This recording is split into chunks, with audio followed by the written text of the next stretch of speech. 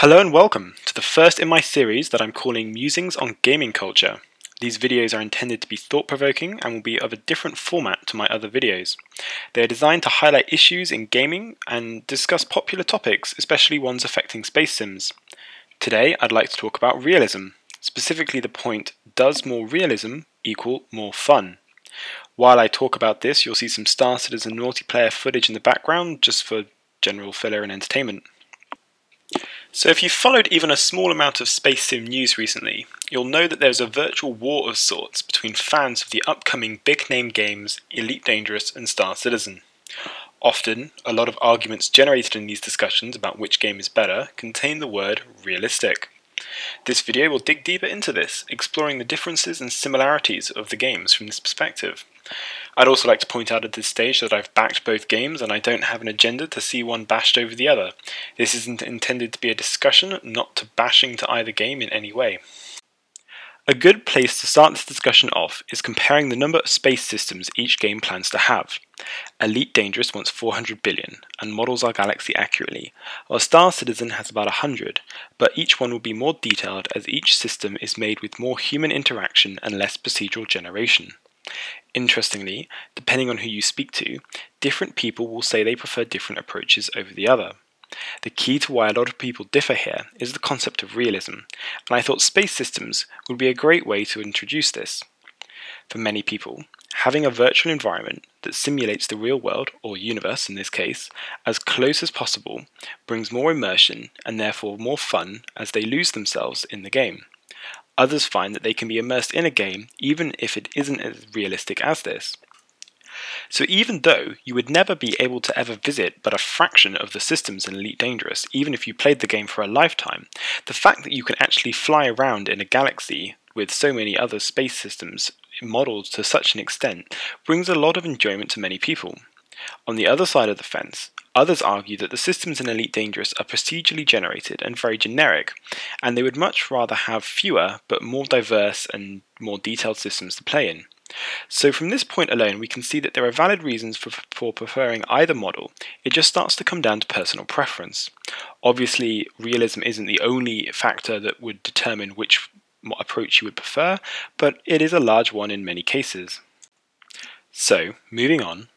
A flight model is the absolute heart of a space sim, and it illustrates a good point that the definition of fun for one person isn't necessarily the same definition of fun for someone else. So to quickly recap for those that don't know, Elite Dangerous has an atmospheric planes in space style of fight, with adaptations to represent it being set in space, which encourages more traditional dogfights. Star Citizen has gone for a 100% physically accurate model. It simulates maneuvering thrusters, employs complicated damage states. These can impact flight and generally allow for more slidey space style of fighting. It does take time for the thrusters to change the course of the ship as they move into the correct position, but this all allows for the pilot to pull off more Battlestar Galactica styles of fights. Now, fun for many is the aeroplanes in space approach, and this is perfectly fine. Others prefer the Star Citizen approach, either because the realism appeals to them or because they just find the nature of sliding more fun. So, for those preferring the Elite Dangerous model, realistic doesn't equal fun in this case, as they find the idea of atmospheric dogfighting more engaging and fun to play. Some of these same people will still prefer the realistic galaxy map as described just previously, however. This starts to show an interesting point, that everyone has their own tastes.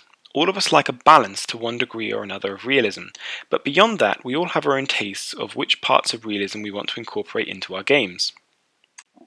So, carrying on with this line of thought, something that unites the games is their approach to speed.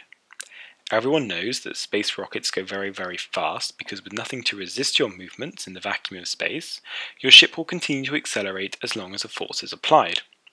Both games have made the decision to limit speed, however, so as to more easily facilitate dogfights and achieve ship balance. While they both have their methods of FTL travel, normal dogfighting speed is kept very slow.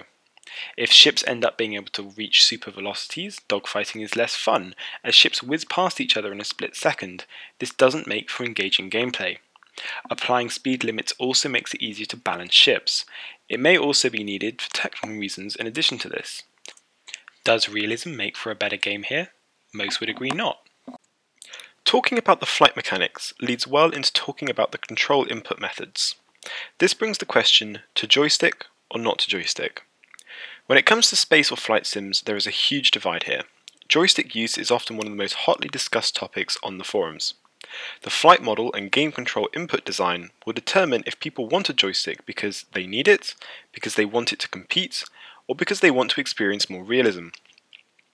A game which is designed to be used with a joystick often can still be used with a mouse. However, if the mouse becomes a virtual joystick, it's far superior to use a joystick for greater control over the ship. A joystick adds to realism for space and flight sims. Because of this, they are very attractive to a large proportion of players seeking such realism. Limiting players to just using joysticks in order to be competitive is an extreme game design decision, however. Because of this, the designers of Star Citizen have chosen to alter the way the ship is controlled depending on which input method is used. This lets the game adapt its level of realism depending on the player input, and brings up a lot of balancing issues. I'll cover these in another video, but for now think about this. Which input method do you use, and why? Realism extends into how our basic mechanics work as well.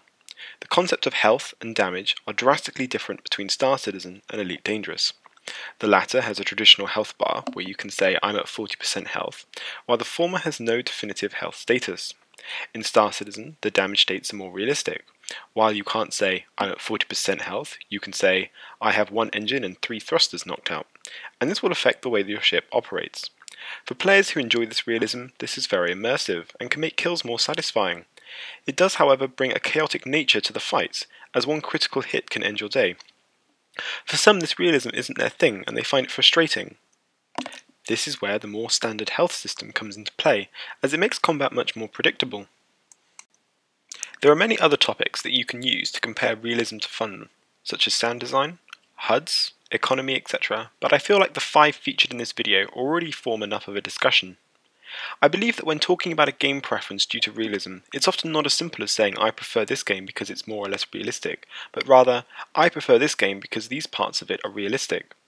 I believe that we all seek a balance of realism, enough so that we feel immersed, but without the hindrances that could slow down gameplay and make it boring.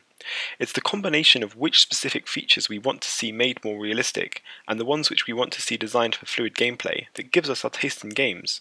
At the same time, we do have people who don't care for realism to be immersed in games at all, and we have the ones who require it in all aspects, and these are the very hardcore sim chasers.